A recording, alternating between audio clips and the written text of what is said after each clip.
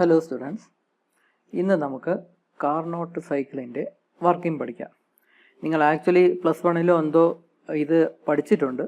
എന്നാലും നമുക്ക് ഇന്ന് വളരെ ഡീറ്റെയിൽഡ് ആയിട്ട് ഈ കാർനോട്ട് സൈക്കിളിൻ്റെ വർക്കിംഗ് പഠിക്കാം.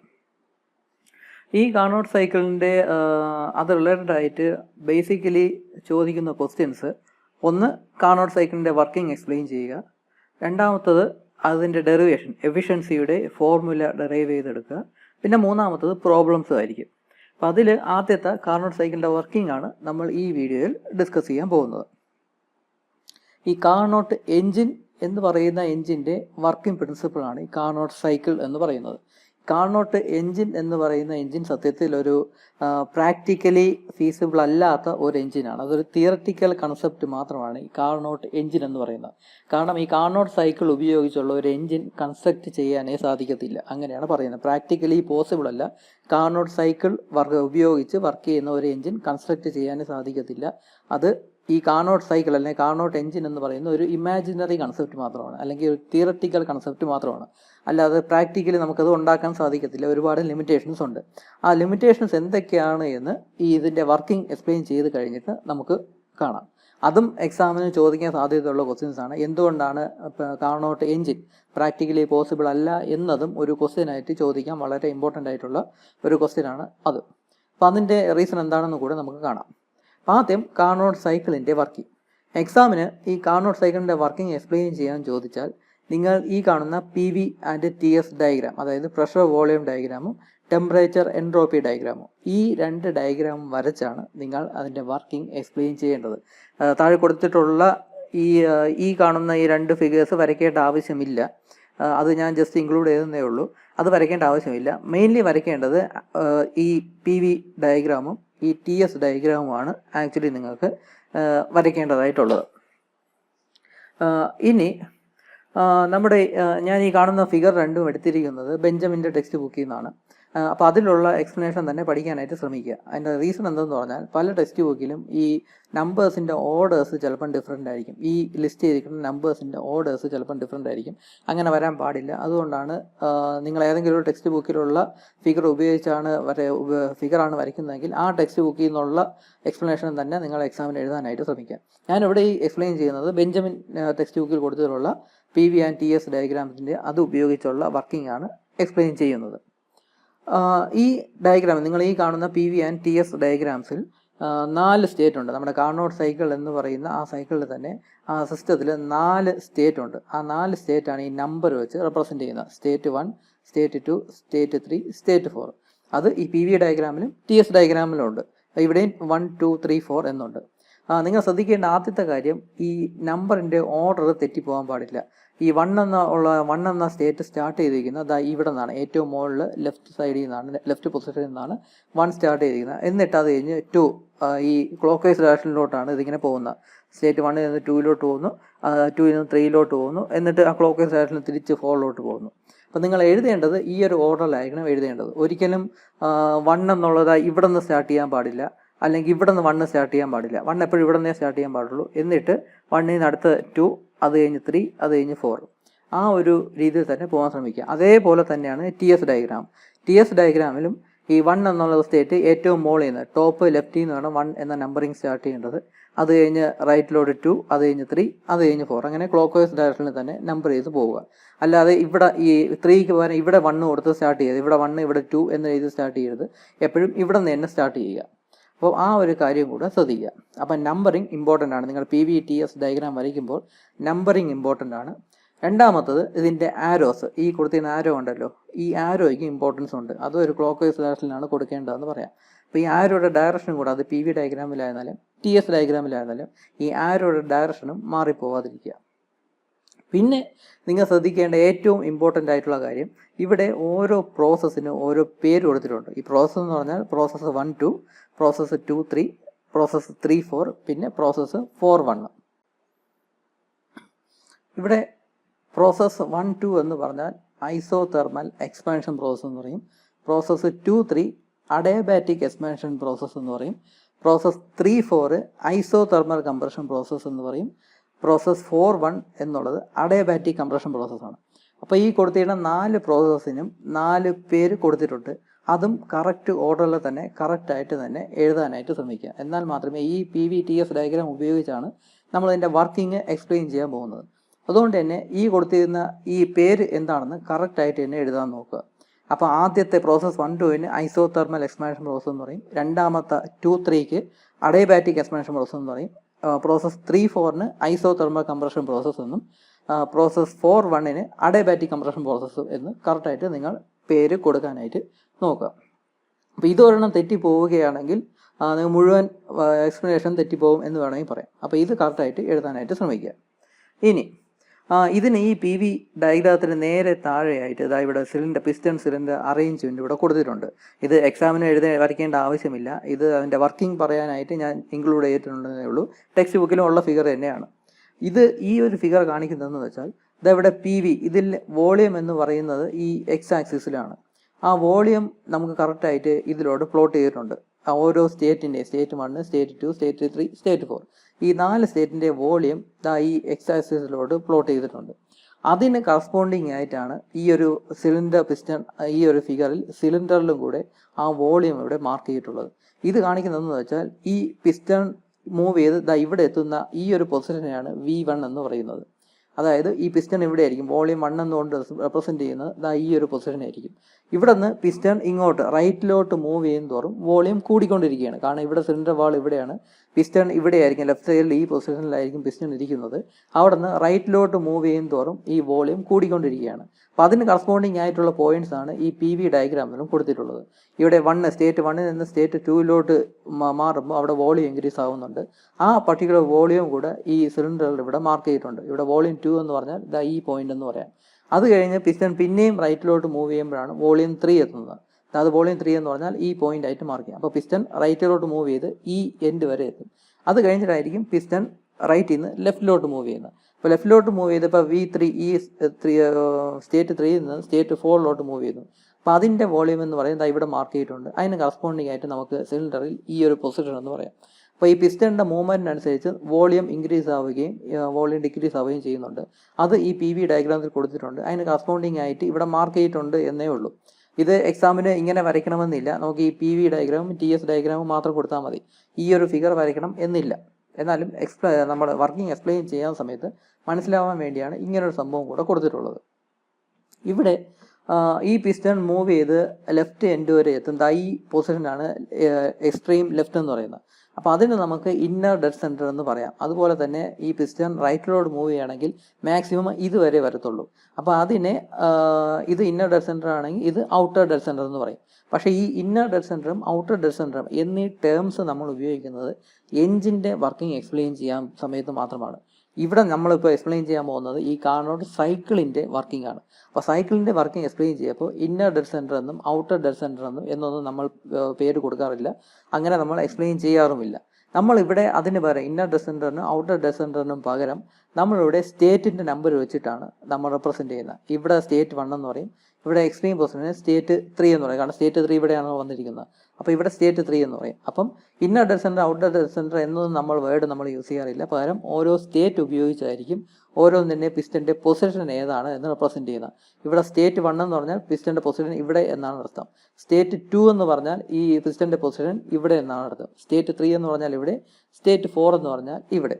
അപ്പം ഇങ്ങനെ സ്റ്റേറ്റിൻ്റെ പേര് ഉപയോഗിച്ചാണ് ഈ പിസ്റ്റൻ്റെ പൊസിഷൻ എങ്ങനെയാണെന്ന് നമ്മളിവിടെ റെപ്രസെൻറ്റ് ചെയ്യുന്നത്. അത് സൈക്കിളിൻ്റെ വർക്കിംഗ് എക്സ്പ്ലെയിൻ ചെയ്യുമ്പോൾ അതാണ് രീതി. അല്ലാതെ inner dead centre outer dead centre എന്ന് നമ്മൾ പറയാറില്ല. അത് എഞ്ചിൻ്റെ വർക്കിംഗ് എക്സ്പ്ലെയിൻ ചെയ്യുമ്പോഴാണ് അത് നമ്മൾ പറയുന്നത്. അത് നമ്മൾ പഠിക്കും. പെട്രോൾ എഞ്ചിൻ്റെ, ഡീസൽ എഞ്ചിൻ്റെ, 2 സ്ട്രോക്ക് 4 സ്ട്രോക്ക് എഞ്ചിൻ്റെ വർക്കിംഗ് എല്ലാം എക്സ്പ്ലെയിൻ ചെയ്യുമ്പോൾ നമ്മൾ ഈ ഇന്നർ ഡെഡ് സെൻറ്റർ എന്നും ഔട്ടർ ഡെഡ് സെൻറ്റർ എന്നൊക്കെ നമ്മൾ പറയും. അതല്ലാതെ ഈ സൈക്കിളിൻ്റെ വർക്കിംഗ് നമ്മൾ എക്സ്പ്ലെയിൻ ചെയ്യുന്ന സമയത്ത് നമ്മൾ അങ്ങനെ പറയാറില്ല. പകരം ഈ സ്റ്റേറ്റിൻ്റെ നമ്പർ എത്രയാണോ അത് വെച്ചിട്ടാണ് റെപ്രസെൻറ്റ് ചെയ്യുന്നത്. സ്റ്റേറ്റ് 1 എന്നും സ്റ്റേറ്റ് 3 എന്നും സ്റ്റേറ്റ് 4 എന്നും സ്റ്റേറ്റ് 2 എന്നും ഒക്കെ പറഞ്ഞാണ് നമ്മൾ പിസ്റ്റൻ്റെ പൊസിഷൻ ഏതൊക്കെയാണെന്ന് നമ്മൾ റെപ്രസെൻറ്റ് ചെയ്യുന്നത്. അപ്പോൾ ഇത്രയും കാര്യം നിങ്ങൾക്ക് മനസ്സിലായല്ലോ. അപ്പോൾ നമ്മൾ കാർനോട്ട് സൈക്കിളിൻ്റെ വർക്കിംഗ് ഇതുവരെയും എക്സ്പ്ലെയിൻ ചെയ്ത് തുടങ്ങിയിട്ടില്ല. നിങ്ങൾക്ക് അറിയാമായിരിക്കും, +2-ൽ നിങ്ങൾ പഠിച്ചതായിരിക്കും. എന്നാലും ഇവിടെ നമ്മൾ അതിൻ്റെ വർക്കിംഗ് എക്സ്പ്ലെയിൻ ചെയ്ത് തുടങ്ങിയിട്ടില്ല. എക്സ്പ്ലെയിൻ ചെയ്യാതെ തന്നെ ഞാൻ 1-2 കാര്യങ്ങൾ നിങ്ങളുടെ അടുത്ത് ഇപ്പം ചോദിക്കാം. ഇവിടെ ഏറ്റവും ഹയസ്റ്റ് പ്രഷർ വന്നിട്ടുള്ള സ്റ്റേറ്റ് ഏതാണ്? ഈ നമ്മുടെ പി വി ഡയഗ്രാം കണ്ട് നമുക്ക് അതിൽ നിന്ന് നമുക്ക് മനസ്സിലാക്കാം ഏറ്റവും ഹയസ്റ്റ് പ്രഷർ വന്നിരിക്കുന്ന സ്റ്റേറ്റ് ഏതാണെന്ന്. അത് സ്റ്റേറ്റ് 1 ഏറ്റവും ഹയസ്റ്റ് പ്രഷർ. ഈ സൈക്കിളിൽ തന്നെ ഈ കൊടുത്തിരുന്ന കാർനോട്ട് സൈക്കിളിൽ തന്നെ ഏറ്റവും ഹയസ്റ്റ് പ്രഷർ വന്നിട്ടുള്ള സ്റ്റേറ്റ് എന്ന് പറഞ്ഞാൽ സ്റ്റേറ്റ് 1 ആണ്. കാരണം ഇവിടെ പി വി ഡയഗ്രാമിൽ പ്രഷർ ഇവിടെ കൊടുത്തിട്ടുണ്ട്, അത് വൈ ആക്സിസിലാണ്. വൈ ആക്സിസിലെ ഏറ്റവും ഹയസ്റ്റ് പോയിന്റ് എന്ന് പറഞ്ഞാൽ സ്റ്റേറ്റ് 1 വന്നിരിക്കുന്നത്. അപ്പോൾ അതുവഴി നമുക്ക് മനസ്സിലാക്കാം സ്റ്റേറ്റ് 1 ഹയസ്റ്റ് പ്രഷർ വന്നിട്ടുള്ളത്. ഹയസ്റ്റ് വോളിയം വന്നിട്ടുള്ള ഏത് സ്റ്റേറ്റിലാണ്? അത് സ്റ്റേറ്റ് 3 ഈ state 3 highest volume. Highest volume ഇവിടെ V3 എന്നാണ് നമ്മൾ നെയിം ചെയ്തിരിക്കുന്നത്. അതാണ് ഏറ്റവും റൈറ്റ് എൻഡിൽ എഴുതുക. ഏറ്റവും റൈറ്റ് എൻഡിൽ എത്തപ്പോഴാണ് ഹയസ്റ്റ് വോളിയം എത്തുന്നത്. അപ്പോൾ ആ ഹയസ്റ്റ് വോളിയം വന്നിരിക്കുന്ന സ്റ്റേറ്റ് 3 അതുപോലെ തന്നെ ഹയസ്റ്റ് ടെമ്പറേച്ചർ ഏത് സ്റ്റേറ്റിലാണ് വന്നിരിക്കുന്നത്? അത് നമുക്ക് ഈ പി വി ഡയഗ്രാത്തിൽ നിന്ന് കിട്ടത്തില്ല. കാരണം പി വി ഡയഗ്രാത്തിൽ ടെമ്പറേച്ചർ ഇല്ലല്ലോ. ആ ടെമ്പറേച്ചർ ഏതെന്ന് മനസ്സിലാക്കണമെങ്കിൽ ടി എസ് ഡയഗ്രാത്തിൽ നോക്കണം. ആ ടി എസ് ഡയഗ്രാം ഉപയോഗിച്ച് നമുക്ക് മനസ്സിലാക്കാം ഹയസ്റ്റ് ടെമ്പറേച്ചർ വന്നിരിക്കുന്ന 2 സ്റ്റേറ്റിലാണ്, സ്റ്റേറ്റ് 1 സ്റ്റേറ്റ് 2. ഇത് രണ്ടിലും ഒരേ ടെമ്പറേച്ചറാണ് വന്നിട്ടുള്ളത്. അതുകൊണ്ടാണ് ഈ ഹൊറിസോണ്ടൽ ലൈൻ വന്നത്. ഇത് വൈ ആക്സിസിലോട്ട് പ്ലോട്ട് ചെയ്യണമെങ്കിൽ സെയിം പോയിന്റ് തന്നെ കിട്ടും. അപ്പം സ്റ്റേറ്റ് 1 സ്റ്റേറ്റ് 2 ഹയസ്റ്റ് ടെമ്പറേച്ചർ വന്നിട്ടുള്ളത്. ലോവസ്റ്റ് ടെമ്പറേച്ചർ ഏതൊക്കെ സ്റ്റേറ്റിലാണ് വന്നിട്ടുള്ളത്? State 3 state 4. അപ്പോൾ ലോവസ്റ്റ് ടെമ്പറേച്ചർ സ്റ്റേറ്റ് 3 സ്റ്റേറ്റ് 4 വന്നിട്ടുണ്ട്. അതുപോലെ തന്നെ ലോവസ്റ്റ് പ്രഷർ ഏത് സ്റ്റേറ്റിലാണ് വന്നിട്ടുള്ളത്? ഈ പി വി ഡയഗ്രത്തിൽ നിന്ന് മനസ്സിലാക്കാം ലോവസ്റ്റ് പ്രഷർ വന്നിട്ടുള്ളത് ഈ സ്റ്റേറ്റ് 3 അപ്പോൾ ഹയസ്റ്റ് പ്രഷർ വന്നിട്ടുള്ള സ്റ്റേറ്റ് 1, ലോവസ്റ്റ് പ്രഷർ വന്നത് സ്റ്റേറ്റ് 3. ലോവസ്റ്റ് വോളിയം വന്നത് ഏത് സ്റ്റേറ്റിലാണ്? അത് സ്റ്റേറ്റ് 1. State 1 lowest volume. കാരണം ഇത്രയും വോളിയം മാത്രമേ ഉള്ളൂ. ഇതാണ് സിലിണ്ടർ വാള്, അവിടെ നിന്ന് ഇതുവരെ പിസ്റ്റൺ മൂവ് ചെയ്ത ഇത്രയും വോളിയം മാത്രമേ വരുന്നുള്ളൂ. അപ്പോൾ അതാണ് ഏറ്റവും ചെറിയ വോളിയം എന്ന് പറയുന്നത്. അപ്പം ഈ കാര്യങ്ങളെല്ലാം ഞാൻ ഇപ്പോൾ പറഞ്ഞത് ഈ P V and T S diagram നോക്കിയാണ് ഈ പോയിന്റ്സ് ഓരോന്നായിട്ട് ഞാൻ പറഞ്ഞത്. എനിക്ക് കാർനോട്ട് സൈക്കിളിൻ്റെ വർക്കിംഗ് ഞാൻ ഇതുവരെ എക്സ്പ്ലെയിൻ ചെയ്തില്ല. അപ്പം സൈക്കിളിൻ്റെ വർക്കിംഗ് തന്നെ അറിയണമെന്നില്ല. ഞാൻ ഈ പറഞ്ഞ പോയിന്റ്സ് നിങ്ങൾക്ക് മനസ്സിലാക്കാൻ P V T S diagram കറക്റ്റായിട്ട് വരയ്ക്കുകയാണെങ്കിൽ ഈ പറയുന്ന കാര്യങ്ങളെല്ലാം നിങ്ങൾക്ക് ഈ P V T S diagram നോക്കി തന്നെ പറയാനാകും. ഹയസ്റ്റ് പ്രഷർ വന്നിരിക്കുന്ന ഏത് സ്റ്റേറ്റിലാണ്, ഹയസ്റ്റ് വോളിയം വന്നിരിക്കുന്ന ഏത് സ്റ്റേറ്റിലാണ്, highest temperature, lowest pressure, lowest volume, ഇതെല്ലാം വന്നിരിക്കുന്ന ഏത് സ്റ്റേറ്റിലാണ് എന്ന് ഈ പ്രഷർ വോളിയം അല്ലെങ്കിൽ ടി എസ് ഡയഗ്രാം നോക്കി, ഈ ടി എസ് എന്ന് ഉദ്ദേശിക്കുന്ന എൻട്രോപ്പിയാണ്. അപ്പോൾ ഈ ടി എസ് ഡയഗ്രാം നോക്കി നിങ്ങൾക്ക് മനസ്സിലാക്കാം ഈ പറയുന്ന പോയിന്റ്സ് ഏതൊക്കെ സ്റ്റേറ്റിലാണ് വന്നിട്ടുള്ളത് എന്ന്. അപ്പോൾ അതിനും സൈക്കിളിൻ്റെ വർക്കിംഗ് നിങ്ങൾ കാണാതെ പഠിക്കണമെന്നില്ല, ഞാൻ ജസ്റ്റ് പറഞ്ഞതേ ഉള്ളൂ. അപ്പോൾ സത്യം പറഞ്ഞാൽ ഇതിൻ്റെ വർക്കിംഗ് എക്സ്പ്ലെയിൻ ചെയ്യാനായിട്ട് നമുക്ക് കയ്യിൽ വേണ്ടത് ഈ പി വി അല്ലെങ്കിൽ ടി എസ് ഡയഗ്രാമാണ്. ഈ P V T S diagram കറക്റ്റായിട്ട് വരച്ച് കറക്റ്റ് നമ്പറിങ് എല്ലാം കറക്റ്റായിട്ട് കൊടുത്ത് ഈ പേരെല്ലാം കറക്റ്റായിട്ട് എഴുതി വച്ചാൽ അത് ഉപയോഗിച്ച് നമുക്ക് വളരെ ഈസി ആയിട്ട് ഈ കാർനോട്ട് സൈക്കിളിൻ്റെ വർക്കിംഗ് എക്സാമിന് എക്സ്പ്ലെയിൻ ചെയ്യാനായിട്ട് സാധിക്കും. അപ്പോൾ ഈ പി വി ടി എസ് ഡയഗ്രാമാണ് ഇതിൽ ഏറ്റവും ഇമ്പോർട്ടൻറ്റ്. കാണാതെ പഠിക്കേണ്ടതെന്ന് പറഞ്ഞാൽ സത്യം പറഞ്ഞാൽ ഈ ഡയഗ്രാംസ് ആണ്. ഈ 2 ഡയഗ്രാംസ് ആണ് നിങ്ങൾ ഈ സൈക്കിളിൽ കാണാതെ പഠിക്കാനുള്ള. ഈ സൈക്കിൾ മാത്രമല്ല, ഇനി വരാനുള്ള ഓട്ടോ സൈക്കിളിലായിരുന്നാലും ഡീസൽ സൈക്കിളിലായിരുന്നാലും ആക്ച്വലി നിങ്ങൾക്ക് എഴുതാനുള്ള എക്സ്പ്ലനേഷൻ സത്യം പറഞ്ഞാൽ കാണാതെ പഠിക്കേണ്ട ആവശ്യമില്ല. നിങ്ങൾ കാണാതെ പഠിക്കേണ്ടത് ഈ 3 സൈക്കിളിൻ്റെയും ഈ പ്രഷർ വോളിയം അല്ലെങ്കിൽ അതിൻ്റെ കൂടെ ഈ ടി എസ് ഡയഗ്രാം, ഈ 2 ഡയഗ്രാംസ് ആണ് സത്യം പറഞ്ഞാൽ കാണാതെ വരയ്ക്കേണ്ടത്. അപ്പോൾ അത് കാണാതെ കറക്റ്റായിട്ട് വരച്ചു കഴിഞ്ഞാൽ പിന്നെ അതിൻ്റെ വർക്കിംഗ് നിങ്ങൾക്ക് വളരെ ഈസി ആയിട്ട് പറ്റും. അല്ലാതെ ഇതിൻ്റെ വർക്കിംഗ് എല്ലാം നിങ്ങൾ കാണാതെ സെൻറ്റൻസ് ബൈ സെൻറ്റൻസ് ആയിട്ട് കാണാതെ പഠിച്ചുകൊണ്ടിരിക്കാൻ നിൽക്കരുത്. നിങ്ങൾക്ക് ഈ P V T S diagram നോക്കി നിങ്ങൾക്ക് ഇതിൻ്റെ വർക്കിംഗ് എഴുതാനായിട്ട് സാധിക്കും. അങ്ങനെ എഴുതാനായിട്ട് ശ്രമിക്കുക. നമ്മളിപ്പോൾ പഠിക്കുന്നത് ഒരു പ്രൊഫഷണൽ കോഴ്സാണല്ലോ, എഞ്ചിനീയറിംഗ് കോഴ്സാണ്, പ്രൊഫഷണൽ കോഴ്സാണ്. അപ്പോൾ ഇതിലുള്ള കാര്യങ്ങൾ മുഴുവൻ ഏത് സബ്ജക്റ്റ് ആയിരുന്നാലും പഠിക്കുന്ന കാര്യങ്ങൾ മുഴുവൻ കാണാതെ പഠിക്കാനൊന്നും നോക്കത്തില്ല. അപ്പോൾ അതുകൊണ്ട് ഇങ്ങനത്തെ ഗ്രാഫ്സ് അല്ലെങ്കിൽ ഡയഗ്രാംസ് ഒക്കെയാണ് നമ്മൾ പഠിക്കേണ്ടത്. അതിൽ നിന്ന് എക്സാമിന് എഴുതാനുള്ള എക്സ്പ്ലനേഷൻ സ്വയം എഴുതാനായിട്ട് ശ്രമിക്കുക. ചില ആൾക്കാർക്ക് അത് കുറച്ച് ബുദ്ധിമുട്ടാണ്, സ്വന്തമായിട്ട് ഈ സെൻറ്റൻസ് ഉണ്ടാക്കി ആൻസർ എഴുതുക എന്നുള്ളത്. അത് ഇനിയെങ്കിലും ചെയ്ത് തുടങ്ങുക. അപ്പോൾ അതിനു വേണ്ടിയാണ് ഞാൻ ഈ പറഞ്ഞത്. അപ്പോൾ ഇനി ഈ കാർനോട്ട് സൈക്കിളിൻ്റെ വർക്കിംഗ് എങ്ങനെയാണെന്ന് നമുക്ക് എക്സ്പ്ലെയിൻ ചെയ്ത് തുടങ്ങാം. എങ്ങനെയാണ് കാർനോട്ട് സൈക്കിളിൻ്റെ വർക്കിംഗ് എന്നുള്ളത്? ആദ്യം ഈ പിസ്റ്റൺ എന്നുള്ളത് ഈ സൈക്കിളിൻ്റെ വർക്കിംഗ് സ്റ്റാർട്ട് ചെയ്യുന്ന സമയത്ത് ഈ പിസ്റ്റൺ എന്നുള്ളത് ഈ എൻഡിലായിരിക്കും നിൽക്കുന്നത്. ഇതിന് നമ്മൾ ഇന്നർ ഡെഡ് സെൻറ്റർ എന്ന് പറയത്തില്ല, സ്റ്റേറ്റ് 1 എന്നാണ് നമ്മൾ റെപ്രസെൻറ്റ് ചെയ്യുന്നത്. അപ്പോൾ ഈ പിസ്റ്റൺ സ്റ്റേറ്റ് 1 അത് ഇരിക്കുന്നത്. അപ്പോൾ ഇതിൻ്റെ അകത്ത് കുറച്ച് മാസ് ഓഫ് എയർ ഇതിൻ്റെ അകത്ത് കാണും. ഈ സിലിണ്ടറിൻ്റെ അകത്ത് ഈ കൊടുത്തിരിക്കുന്ന പോലെ തന്നെ കുറച്ച് മാസ് ഓഫ് എയർ ഇതിൻ്റെ അകത്ത് കാണും. അതിനെയാണ് കംപ്രസ് ചെയ്യിക്കുന്നത്, എക്സ്പാൻഡ് ചെയ്യുന്നതെല്ലാം അതിനെയാണ് ഈ എയറിനാണ്. അറ്റ്മോസ്ഫിയറിലുള്ള കുറച്ച് എയറാണ് ഈ സിലിണ്ടറിൻ്റെ അകത്ത് ഉള്ളതെന്ന് കരുതുക. അപ്പോൾ ഈ പിസ്റ്റൺ സ്റ്റാർട്ടിങ്ങിൽ ഈ സൈക്കിളിൻ്റെ വർക്കിംഗ് സ്റ്റാർട്ട് ചെയ്യുന്ന സമയത്ത് ഈ പിസ്റ്റൺ ഇവിടെ ആയിരിക്കും ഇരിക്കുന്നത്. കാരണം സ്റ്റേറ്റ് 1 ഇവിടെയാണ് തുടങ്ങിയിരിക്കുന്നത്. അപ്പോൾ അതിന് കറസ്പോണ്ടിങ് ആയിട്ട് പിസ്റ്റൺ ഇവിടെ ആയിരിക്കും ഇരിക്കുന്നതെന്ന് കരുതുക. ആദ്യം എന്താണ് ചെയ്യുന്നതെന്ന് വെച്ചാൽ ഒരു ഹോട്ട് ബോഡി കൊണ്ട് ഈ സിലിണ്ടറിൻ്റെ സൈഡിൽ കൊണ്ട് വെച്ച് കൊടുക്കുക. സിലിണ്ടറിൻ്റെ ഉള്ളിലല്ല, സിലിണ്ടറിൻ്റെ സൈഡിൽ ഒരു ഹോട്ട് ബോഡി കൊണ്ട് വെച്ച് കൊടുക്കും.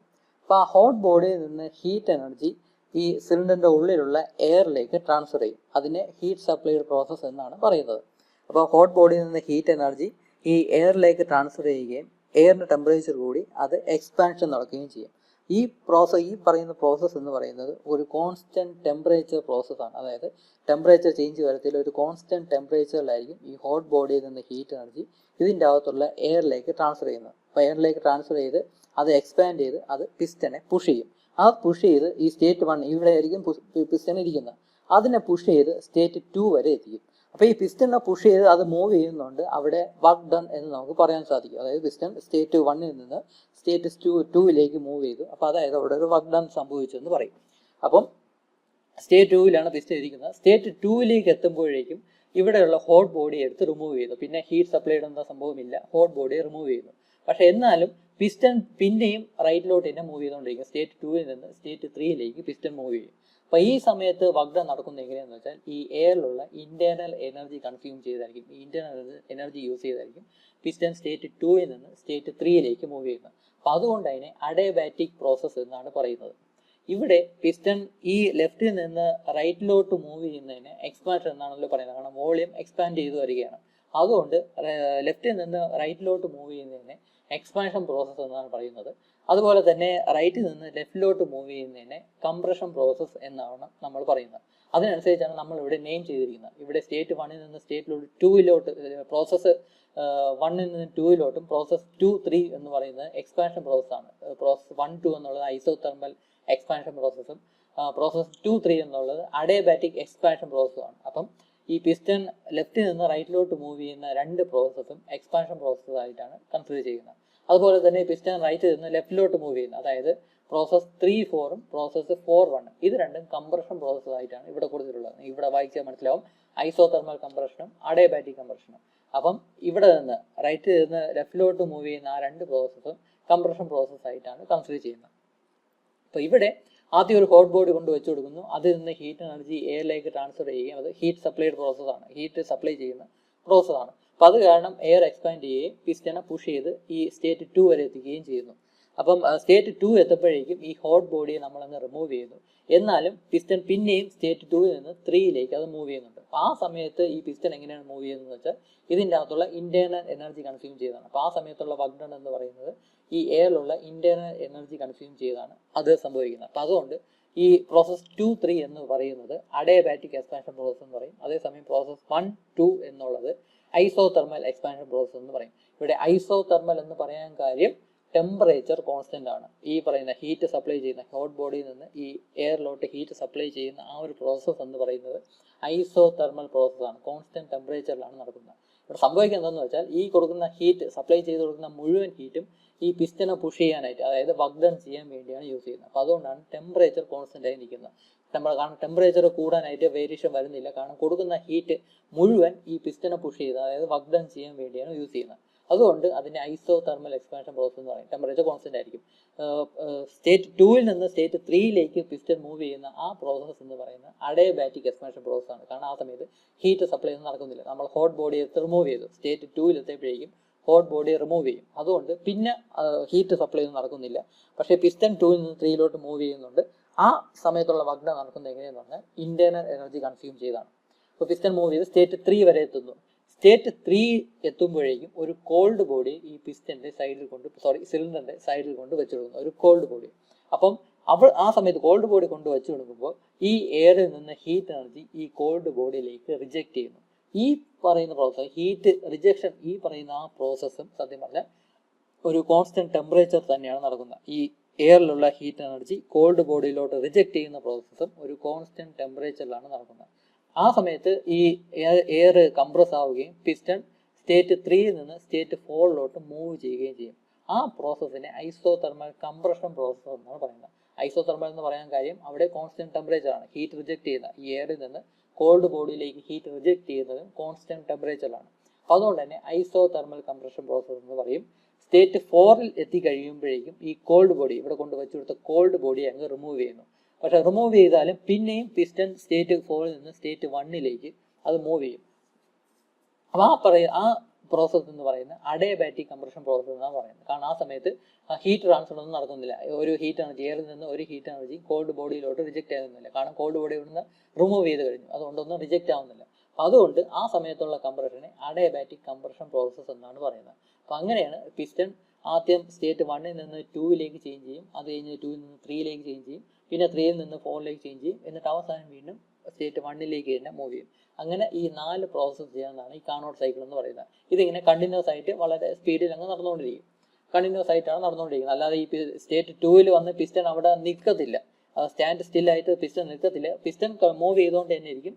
സ്റ്റേറ്റ് 2ൽ എത്തുമ്പോഴേക്കും നമ്മൾ ഹോട്ട് ബോർഡ് റിമൂവ് ചെയ്യുന്നു. അത് കഴിഞ്ഞ് സ്റ്റേറ്റ് 3ൽ എത്തുമ്പോഴേക്കും അവിടെ എത്തി നിന്നിട്ട് പെട്ടെന്ന് തന്നെ വീണ്ടും ആ സമയത്ത് തന്നെ പിന്നെയും പിസ്റ്റൺ ലെഫ്റ്റിലോട്ട് മൂവ് ചെയ്യും. അപ്പോൾ മൂവ് ചെയ്യുന്ന കാര്യം എന്താണെന്ന് വെച്ചാൽ നമ്മൾ കറക്റ്റ് സമയത്ത് കോൾഡ് ബോഡി ഇവിടെ കൊണ്ട് വെച്ചു കൊടുക്കുന്നു എന്ന കൺസെപ്റ്റിലാണ് നമ്മളിത് പറയുന്നത്. അപ്പം ഇതിൻ്റെ വർക്കിംഗ് ഞാൻ ഒന്നും കൂടെ പറയാം. ആദ്യം സ്റ്റേറ്റ് 1ലായിരിക്കും പിസ്റ്റൺ, ആ സമയത്ത് ഒരു കോൾഡ് ബോഡി കൊണ്ട് വെച്ചു കൊടുക്കുന്നു. അപ്പോൾ അതിൽ നിന്ന് ഹീറ്റ് എനർജി ഈ എയറിലേക്ക് ട്രാൻസ്ഫർ ചെയ്യുന്നു. ഈ ട്രാൻസ്ഫർ ചെയ്യുന്നത് എന്ന് പറയുന്നത് ഒരു കോൺസ്റ്റന്റ് ടെമ്പറേച്ചറിലായിരിക്കും ട്രാൻസ്ഫർ ചെയ്യുന്നത്. അപ്പോൾ അതുകൊണ്ട് തന്നെ അതിന് ഐസോതെർമൽ എക്സ്പാൻഷൻ പ്രോസസ് എന്നാണ് പറയുന്നത്. കാരണം പിസ്റ്റൺ സ്റ്റേറ്റ് 1ൽ നിന്ന് സ്റ്റേറ്റ് 2ലേക്ക് അത് എക്സ്പാൻഡ് ചെയ്യുന്നത്, കാരണം റൈറ്റോട്ട് മൂവ് ചെയ്യുന്നതിന് എക്സ്പാൻഷൻ ആയിട്ടാണ് നമ്മൾ കൺസിഡർ ചെയ്യുന്നത്. അപ്പോൾ അതുകൊണ്ട് ആ പ്രോസസ്സിനെ ഐസോതെർമൽ എക്സ്പാൻഷൻ ആയിട്ട് പറയുന്നു. സ്റ്റേറ്റ് 2 എത്തുമ്പോഴേക്കും നമ്മൾ ഈ ഹോട്ട് ബോഡി അങ്ങ് റിമൂവ് ചെയ്യുന്നു. എന്നാലും പിന്നെയും പിസ്റ്റൺ റൈറ്റിലോട്ട് മൂവ് ചെയ്തുകൊണ്ടിരിക്കും. സ്റ്റേറ്റ് 2ൽ നിന്ന് സ്റ്റേറ്റ് 3ലേക്ക് മൂവ് ചെയ്യും. അപ്പോൾ ആ സമയത്തും വർക്ക് ഡൺ നടക്കുന്നുണ്ട്. അപ്പോൾ ആ സമയത്ത് വർക്ക് ഡൺ എങ്ങനെയാണ് നടക്കുന്നതെന്ന് വെച്ചാൽ ഇന്റേണൽ എനർജി കൺസ്യൂം ചെയ്താണ് ആ സമയത്ത് വർക്ക് ചെയ്യുന്നത്. അപ്പോൾ സ്റ്റേറ്റ് 3ൽ എത്തുമ്പോഴേക്കും ഇവിടെ ഒരു കോൾഡ് ബോഡി കൊണ്ട് വെച്ചു കൊടുക്കും. അപ്പോൾ ആ സമയത്ത് ഈ എയറിൽ നിന്ന് ഹീറ്റ് എനർജി കോൾഡ് ബോഡിയിലേക്ക് റിജക്റ്റ് ചെയ്യും. ഈ റിജക്റ്റ് ചെയ്യുന്ന അതും കോൺസ്റ്റന്റ് ടെമ്പറേച്ചറിലാണ് അത് ഈ ഹീറ്റ് റിജക്ഷൻ പ്രോസസ്സ് നടക്കുന്നത്. അപ്പോൾ അതുകൊണ്ട് തന്നെ ഇതിൻ്റെ അകത്തുള്ള എയർ കംപ്രസ്ഡ് ആവുകയും പിസ്റ്റൺ സ്റ്റേറ്റ് 3ൽ നിന്ന് സ്റ്റേറ്റ് 4ലേക്ക് മൂവ് ചെയ്യുകയും ചെയ്യും. അപ്പോൾ അതിനെ ഐസോതെർമൽ കംപ്രഷൻ പ്രോസസ്സ് എന്നാണ് പറയുന്നത്. കാരണം കോൺസ്റ്റന്റ് ടെമ്പറേച്ചറിലാണ് കംപ്രഷൻ പ്രോസസ്സ് നടക്കുന്നത്. അതുകൊണ്ട് തന്നെ ഐസോതെർമൽ കംപ്രഷൻ പ്രോസസ്സ് എന്ന് പറയും. സ്റ്റേറ്റ് 4ൽ എത്തുമ്പോഴേക്കും ഈ കോൾഡ് ബോഡി അങ്ങ് റിമൂവ് ചെയ്യുന്നു. റിമൂവ് ചെയ്താലും പിസ്റ്റൺ പിന്നെയും സ്റ്റേറ്റ് 4ൽ നിന്ന് സ്റ്റേറ്റ് 1ലേക്ക് അങ്ങ് മൂവ് ചെയ്യും. അപ്പോൾ അതിന് അവിടെ ഹീറ്റ് ട്രാൻസ്ഫർ ഒന്നും നടക്കുന്നില്ല. അതുകൊണ്ട് തന്നെ അഡിയബാറ്റിക് കംപ്രഷൻ പ്രോസസ്സ് എന്ന് നമ്മൾ പറയും. അപ്പോൾ ഇതാണ് കാർനോട്ട് സൈക്കിളിന്റെ വർക്കിംഗ് എന്ന് പറയുന്നത്. ഇനി നിങ്ങൾ എക്സാമിന് എന്താണ് എഴുതേണ്ടത് എന്ന് ഞാൻ പറയാം. അപ്പോൾ എങ്ങനെയാണ് 10 മാർക്സ് ക്വസ്റ്റ്യന് കാർനോട്ട് സൈക്കിളിന്റെ വർക്കിംഗ് എക്സ്പ്ലെയിൻ ചെയ്യാൻ ചോദിച്ചാൽ നിങ്ങൾ ആദ്യം ചെയ്യേണ്ടത് ഈ PV ആൻഡ് TS ഡയഗ്രാം വരയ്ക്കുക. എന്നിട്ട് എഴുതേണ്ടത് Carnot cycle consist of 4 processes, namely isothermal expansion process, isothermal expansion process, adiabatic expansion process, isothermal compression process and adiabatic compression process. അപ്പോൾ ഈ 4 സ്റ്റേറ്റ് ഏതാണ് നമ്മൾ പറഞ്ഞു. അത് കഴിഞ്ഞിട്ട് അടുത്ത സ്റ്റെപ്പ് എന്തെന്ന് പറഞ്ഞാൽ അടുത്ത സെന്റൻസ് എന്തെന്ന് വെച്ചാൽ consider a given mass of air inside the cylinder. Consider a given mass of air inside the cylinder. അടുത്ത sentence let P1, B1 and T1 be the pressure, volume and temperature of state 1. ഞാൻ ഒന്നുകൂടെ പറയാം. Let P1, B1 and T1 be the pressure, volume and temperature at state 1. അപ്പോൾ ഇങ്ങനൊരു സെന്റൻസും കൂടെ എഴുതുക. എന്നിട്ടാണ് ഇനിയാണ് നമ്മൾ ആക്ച്വൽ ആയിട്ടുള്ള വർക്കിംഗ് എഴുതാനായിട്ട് പോകുന്നത്. A hot body is placed near the cylinder and heat energy from the hot body is transferred to the air at constant temperature and air is expanded from state 1 to state 2. This isothermal expansion process is represented as a curve 1-2 in PV diagram and horizontal line 1-2 in TS diagram. At state 2, this hot body is removed and air is allowed to expand till state 3. This adiabatic expansion process is represented as curve 2-3 in PV diagram and vertical line 2-3 in TS diagram. At state 3, a cold body is placed near the cylinder and heat from the air is rejected to this cold body at constant temperature. This isothermal compression process is represented as a curve 3-4 in PV diagram and horizontal line 3-4 in TS diagram. At state 4, this cold body is removed and air is allowed to compress till state 1. This process is this adiabatic compression process is represented as a curve 4-1 in PV diagram and vertical line 4-1 in TS diagram. Thus, a cycle is completed. അപ്പോൾ ഇങ്ങനെയാണ് നിങ്ങൾക്ക് എക്സാമിന് എഴുതാനുള്ള ഇത്രയും സെൻറ്റൻസുകളാണ് നിങ്ങൾ എക്സാമിന് എഴുതാനുള്ളത്. ഞാൻ ഈ പറഞ്ഞത് കാണാതെ ഈ PV ആൻഡ് TS ഡയഗ്രാം നോക്കിയാണ് ഇതിൻ്റെ വർക്കിംഗ് എങ്ങനെയാണെന്ന് എക്സ്പ്ലെയിൻ ചെയ്തത്. നിങ്ങൾക്ക് വേണമെങ്കിൽ ഇതിൻ്റെ ഇടയിൽ 1-2 സെൻറ്റൻസും കൂടി ആഡ് ചെയ്യാനായിട്ട് സാധിക്കും. അപ്പം ഇങ്ങനെയാണ് നിങ്ങൾ വർക്കിംഗ് എഴുതേണ്ടത്. വർക്കിംഗ് കാണാതെ പഠിക്കേണ്ട ആവശ്യമില്ല. ഈ PV ആൻഡ് TS ഡയഗ്രാം നോക്കി നിങ്ങൾക്ക് ഇതിൻ്റെ വർക്കിംഗ് എങ്ങനെയാണെന്ന് ഓരോ പ്രോസസ് ബൈ പ്രോസസ് ആയിട്ട് നിങ്ങൾ എക്സ്പ്ലെയിൻ ചെയ്യാം. ഓരോ പ്രോസസ്സിൽ എന്താണ് നടക്കുന്നതെന്നും ആ കർവ് PV ഡയഗ്രാമത്തിൽ എങ്ങനെയാണ് റെപ്രസെൻറ്റ് ചെയ്യുന്നതെന്നും TS ഡയഗ്രാമത്തിൽ എങ്ങനെയാണ് റെപ്രസെൻറ്റ് ചെയ്യുന്നതെന്നും നിങ്ങൾക്ക് ഡീറ്റെയിൽഡ് ആയിട്ട് എഴുതാനായിട്ട് സാധിക്കും. ഇനി ഞാൻ ഒരു കാര്യം കൂടെ പറഞ്ഞായിരുന്നു. ഈ കാർനോട്ട് സൈക്കിൾ എന്ന് പറയുന്ന ഒരു ഇമാജിനറി കൺസെപ്റ്റ്, അതായത് കാർനോട്ട് എഞ്ചിൻ എന്ന് പറയുന്ന ഒരു ഇമാജിനറി കൺസെപ്റ്റ് മാത്രമാണ് പ്രാക്ടിക്കലി പോസിബിൾ അല്ല എന്ന് പറഞ്ഞായിരുന്നു. അതിൻ്റെ റീസൺ എന്തെന്ന് പറഞ്ഞാൽ നമ്മളിവിടെ ഈ സ്റ്റേറ്റ് 1-ൽ നിന്ന് സ്റ്റേറ്റ് 2-ലേക്ക് ചേഞ്ച് ചെയ്യുന്ന, അതായത് ഐസോതെർമൽ എക്സ്പാൻഷൻ പ്രോസസ്. നമ്മളൊരു ഹോട്ട് ബോഡി കൊണ്ട് വെച്ച് കൊടുക്കുമ്പോൾ ഹീറ്റ് എനർജി ഈ എയറിലേക്ക് ട്രാൻസ്ഫർ ചെയ്യുന്നു എന്ന് പറഞ്ഞു. അപ്പോൾ അത് കോൺസ്റ്റൻറ്റ് ടെമ്പറേച്ചറിലാണ് നടക്കേണ്ടത്. ഈ കോൺസ്റ്റൻറ്റ് ടെമ്പറേച്ചറിൽ നടക്കണമെങ്കിൽ ആ പ്രോസസ്സ് എന്ന് പറഞ്ഞാൽ വളരെ സ്ലോ ആയിരിക്കണം. അതായത് പിസ്റ്റൺ വളരെ സ്ലോയിൽ സ്റ്റേറ്റ് 1-ൽ നിന്ന് സ്റ്റേറ്റ് 2-ലേക്ക് ചേഞ്ച് ചെയ്യാവും. വളരെ സ്ലോയിൽ ചേഞ്ച് ചെയ്താൽ മാത്രമേ കോൺസ്റ്റൻറ്റ് ടെമ്പറേച്ചറിൽ ആ ഹീറ്റ് ട്രാൻസ്ഫർ പ്രോസസ്സ് നടക്കുകയുള്ളൂ. അതേസമയം സ്റ്റേറ്റ് 2-ൽ എത്തിക്കഴിഞ്ഞാൽ പിന്നെ ആ ഹോട്ട് ബോഡി റിമൂവ് ചെയ്യുന്നു. പിന്നെ ആ പിസ്റ്റൺ മൂവ് ചെയ്യുന്നത് അഡയബാറ്റിക് എക്സ്പാൻഷൻ പ്രോസസ്സാണ്. അതായത് ഹീറ്റ് സപ്ലൈ ഒന്നും ഇല്ലാതെ തന്നെ പിസ്റ്റൺ ഇങ്ങോട്ട് മൂവ് ചെയ്യണം. അതെന്നുള്ളത് വളരെ സ്ലോയിൽ മൂവ് ചെയ്യാൻ സാധിക്കത്തില്ല. അത് വളരെ ഫാസ്റ്റ് ആയിട്ടായിരിക്കണം മൂവ് ചെയ്യേണ്ടത്. അത് കഴിഞ്ഞിട്ട് സ്റ്റേറ്റ് 3-ൽ എത്തുമ്പോഴേക്കും നമ്മളൊരു കോൾഡ് ബോഡി വെച്ച് കൊടുക്കുന്നു. അപ്പോൾ ആ സമയത്ത് ഈ എയറിലുള്ള ഹീറ്റ് എനർജി ആ കോൾഡ് ബോഡിയിലേക്ക് റിജക്ട് ചെയ്യുന്നു. അപ്പോൾ അത് ഐസോതെർമൽ കംപ്രഷൻ പ്രോസസ്സാണ് പറഞ്ഞത്. അപ്പോൾ ഈ ഐസോതെർമൽ കോൺസ്റ്റൻറ്റ് ടെമ്പറേച്ചറിൽ ഈ ഹീറ്റിനെ റിജക്ട് ചെയ്യണമെങ്കിൽ അതും വളരെ സ്ലോയിലേ നടക്കാവും. അതായത് വളരെ സ്ലോയിൽ പിസ്റ്റൺ സ്റ്റേറ്റ് 3-ൽ നിന്ന് സ്റ്റേറ്റ് 4-ലേക്ക് മൂവ് ചെയ്യാവും. വളരെ സ്ലോയിൽ മൂവ് ചെയ്താലേ ഐസോതെർമൽ, അതായത് കോൺസ്റ്റൻറ്റ് ടെമ്പറേച്ചറിൽ ആ ഹീറ്റ് റിജക്ഷൻ പ്രോസസ്സ് നടക്കുകയുള്ളൂ. അത് കഴിഞ്ഞിട്ട് സ്റ്റേറ്റ് 4-ൽ എത്തിക്കഴിഞ്ഞാൽ ആ കോൾഡ് ബോഡി റിമൂവ് ചെയ്യുന്നു. പിന്നെ വളരെ പെട്ടെന്നായിരിക്കണം പിസ്റ്റൺ മൂവ് ചെയ്യേണ്ടത്. കാരണം അല്ലെങ്കിൽ അവിടെ ഹീറ്റ് സപ്ലൈ ഒന്നും നടക്കുന്നില്ല. അപ്പോൾ അതുകൊണ്ട് തന്നെ വളരെ സ്പീഡിൽ തന്നെ ഈ പിസ്റ്റൺ മൂവ് ചെയ്യേണ്ടതായിട്ടുണ്ട്. ആ സമയത്ത് വളരെ സ്ലോയിലല്ല മൂവ് ചെയ്യേണ്ടത്. അപ്പോൾ അതായത് ഇവിടെ നടക്കുന്നതെന്ന് വെച്ചാൽ ഈ സ്ട്രോക്കിൻ്റെ ആദ്യത്തെ കുറച്ച് ഭാഗം വളരെ സ്ലോയിൽ നടക്കണം. അത് കഴിഞ്ഞ് പെട്ടെന്ന് ഫാസ്റ്റ് ആവണം.